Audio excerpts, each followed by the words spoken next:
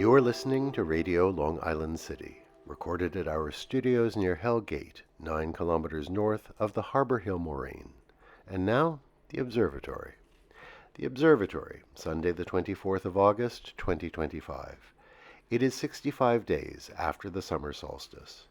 It is 29 days before the fall equinox. By the Hebrew calendar, the month of Elul begins at sunset.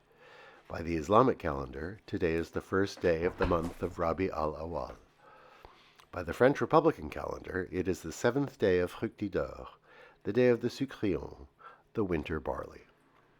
The sun rises today at 6:15 a.m. Solar noon takes place today at 12:58 p.m.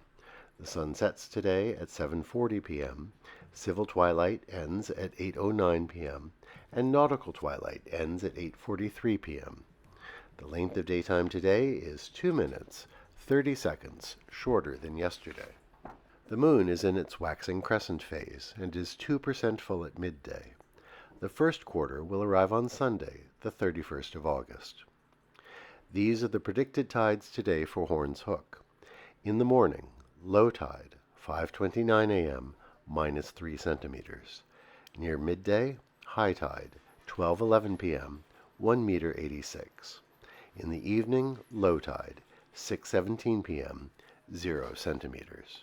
In our shared realm of plants and animals, a black fly lands, and then, of a sudden, it begins to rub its forelegs together very fast. It looks like it's rubbing its little hands together, as if in glee. But then it stops, and lifting its tail, it rubs its long black legs together as well. This is a cleaning exercise. Its legs are covered with delicate taste and smell receptors, key organs for finding food.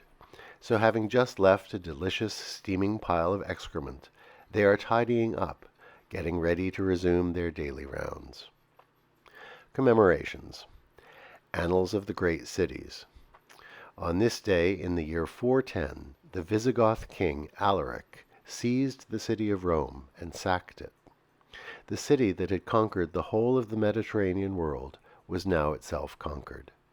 The sack of Rome sent shock waves through the ancient world. Although many buildings survived, the wealth of the city was carried off.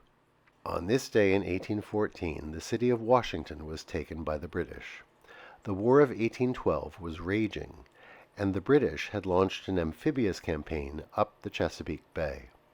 After American forces were defeated in the Battle of Bladensburg, a British army led by Major General Robert Ross marched into Washington.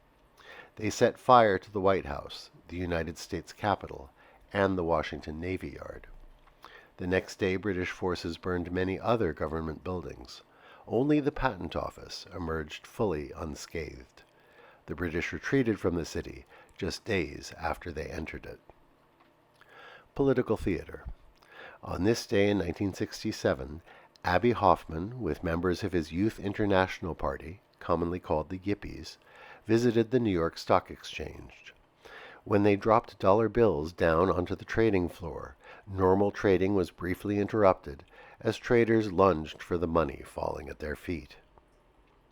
Today we remember the American historian Howard Zinn, born on this day in 1922. Zinn was chair of the History and Social Sciences Department at Spelman College and a political science professor at Boston University. Author of more than 20 books, he is best known for his 1980 book, A People's History of the United States. His sweeping account details the lives of ordinary people and activists in building the country we live in today, often in struggle against the country's centers of wealth and power. Remember Howard Zinn today. And finally, today is Independence Day in Ukraine. The date marks the anniversary of the adoption of the Act of Declaration of Independence of Ukraine by the Supreme Soviet of the Ukrainian SSR in 1991. As Ukraine has been subject to Russian invasion since the seizure of the Crimea in 2014, this holiday has only grown in importance. We wish our Ukrainian friends a good Independence Day. And that is the Observatory, Sunday the 24th of August, 2025.